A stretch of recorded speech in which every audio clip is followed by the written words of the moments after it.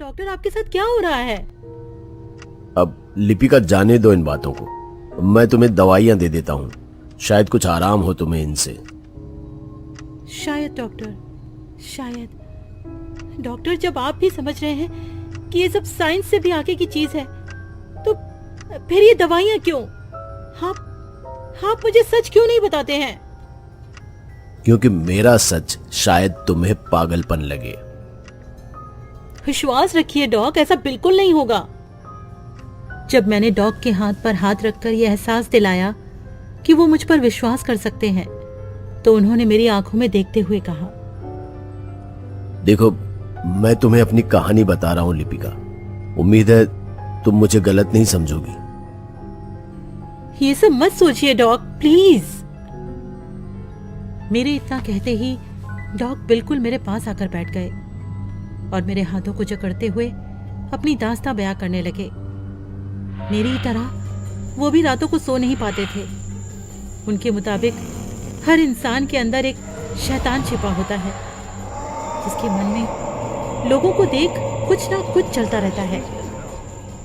Dog जब ये सब बता रहे थे, तब उनकी आंखें गुस्से से भरी हुई लाल थीं। ऐसा लग रहा था जैसे सच में उनमें राक्षस जन्म ले रहा है। इसीलिए मैंने उन्हें बीच में ही रोकते हुए कहा, शांत हो जाइए डॉग। अरे कुछ नहीं, मैं ठीक हूं। डॉग, एक बात पूछूं? हाँ जरूर। मुझे देखकर आपके मन के अंदर का शैतान क्या सोचता है? मेरे इस क्वेश्चन को सुनकर डॉग असहज हो जाते हैं, लेकिन उनकी आंखें ऐसे चमक उठती हैं जैसे न जाने वो मन ही मन क्या सोच रहे हो। पर उनका जवाब होता है, कुछ भी नहीं। क्योंकि मिस लिपिका, मैंने अभी तक आपको जी भर के देखा ही कहाँ है। Dog please. अच्छा ये बताइए, जब भी आप रातों को बेचैन होते हैं तो खुद को शांत करने के लिए क्या करते हैं? लिपिका, मैं कुछ भी नहीं कर पाता हूँ। उस वक्त मेरे अंदर बेचैनी इतनी ज्यादा होती है कि मन करता है कि मैं मर जाऊं। नहीं डॉग, ऐसा मत सोचिए। लेकिन जब ये हद से ज्यादा होने लगता है ना, तो मैं कलेजा। अब कुछ नहीं लिपिका, बस इतना ही। डॉग, आप मुझसे कुछ छिपाने की कोशिश कर रहे हैं। काले जादू के बारे में क्या कह रहे थे आप? एक दिमागी डॉक्टर होते हुए ब्लैक मैजिक की बातें करते हुए मुझे शर्म आ रही है लिपिका। हम दोनों की हालत एक ही है डॉक्टर, प्लीज। अब अच्छा रुको, फिर मैं तुम्हें आज एक ऐसे मायाजाल की दुनिया में लेकर चलता हूं जहां तुम्हें सब कुछ पता चल जाएगा। जैसे किसी अमीर शख्स को देखकर इंसान के अंदर का वो शैतान सोचता है ना कि जरूर इसने कुछ गलत काम किया होगा, तभी तो इतना अमीर बना है। पता है, मन में बैठा वो शैतान अगर अपने किसी साथ के आदमी को तरक्की करते देखता है तो उसे गिराने की सोचने लगता है, और अगर किसी सुंदर लड़की को देख ले तो उसके साथ रातें रंगीन करने के सपने देखने लगता है। इंसान जब तक अपने अंदर के शैतान पर काबू रखता है ना, तब तक असल में ऐसा कुछ नहीं होता। लेकिन अगर ये मन का शैतान दिमाग पर हावी हो जाए ना, तो असल जिंदगी में भी वो राक्षस बन जाता है। और मैं भी हर रात को राक्षस बन जाता हूँ अपने सपनों में। वहाँ मेरा खुद पर कोई कंट्रोल नहीं होता, और ऐसा लगता है कि मेरे सामने जो भी आएगा वो रौंद दिया जाएगा, उसका अस्तित्व खत्म हो जाएगा। इतना कहते ही डॉग अपने क्लिनिक के अंदर वाले कमरे में चले गए और फिर तुरंत ही वापस बाहर आ गए, लेकिन किसी डॉक्टर की तरह नहीं, बल्कि एक अघोरी के रूप में। मतलब उन्होंने कपड़े के नाम पर बस कमर में एक कपड़ा लपेटा था। बाहर आकर उन्होंने मुझसे कहा, बोलो लिपिका, चलोगी मेरे साथ मायाजाल की दुनिया में? न जाने मेरे दिमाग में क्या सूझा और मैंने हाँ कर दी। इस वक्त डॉग मेरे लिए किसी कहानी के किरदार की तरह थे, एक राक्षसी किरदार जिसे अंत में हीरो मार देता है। फिर भी मैं उनके साथ जाने लगी। वो वापस से उसी कमरे में घुस गए। अंदर का कमरा ऐसा था जैसे सदियों पुराने किसी महल में होता है, और उसके अंदर एक छोटा दरवाजा। डॉग ने एक मशाल जलाई और अंदर जाने लगे, और मैं भी उनके पीछे पीछे। वो दरवाजा किसी तहखाने का था शायद, जिसके अंदर डॉग मशाल की रोशनी के सहारे जा रहे थे और मैं उनके पीछे। ये सीढ़ी अंदर एक बड़े तहखाने में गई, जहां मशाल की रोशनी के सिवा और कुछ भी नहीं था।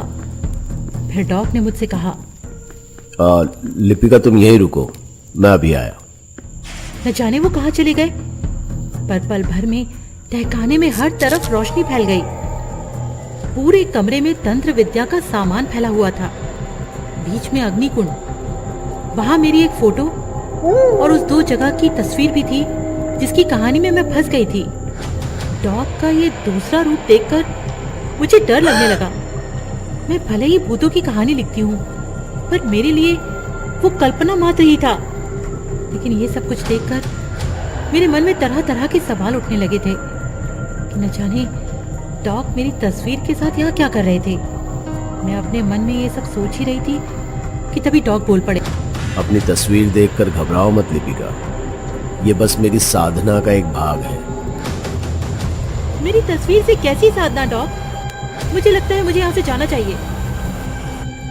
आज अगर चली गई ना तो तुम हमेशा हमेशा के लिए इस मायाजाल में फंस कर रह जाओगे। बस एक मौका दो और फिर तुम्हें हमेशा हमेशा के लिए मुक्ति मिल जाएगी। डॉग, मुझे कुछ ठीक नहीं लग रहा है।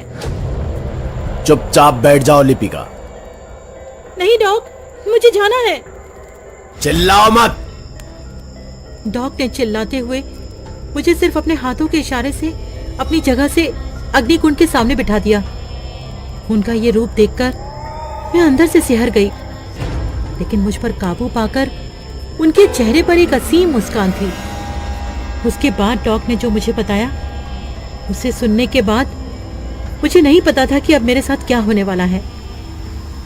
लिपिका, एक कॉन्फ्रेंस में देखा था तुम्हें, तब से ही मैं तुम्हारा दीवाना हूं और तुम्हें फॉलो भी करता हूं। डॉग, ये कैसी बातें कर रहे हैं आप? लेकिन जब तुमने उस गुमनाम खत का कोई जवाब नहीं दिया, तब मैं समझ गया कि तुम ऐसे हाथ आने वाली में से नहीं हो। वो गंदे लेटर्स आपने भेजे थे मुझे। न जाने मैं यहाँ आपके पास क्यों चली आई। आई नहीं हो लिपिका, लाई गई। तुम्हारे साथ जो कुछ भी हो रहा है उसके पीछे मैं ही हूं। तुम्हें शायद याद ना हो, पर तुम जब अपना बुक लॉन्च कर रही थी वहां भी मैं मौजूद था। बड़ी मुश्किल से मैं तुम तक पहुंच पाया था, याद है? Ma'am, I am your big fan कहते हुए बहुत मुश्किल से तुम्हारे गले लगा था और वहीं मैंने तुम्हारे सिर से बाल निकाला था। लेकिन क्यों? तुम पर काला जादू करने के लिए। क्या मांगा था मैंने तुमसे? बस एक रात ही ना, पर तुम वो भी नहीं दे सकी। लेकिन आज मेरी वो ख्वाहिश पूरी होकर रहेगी।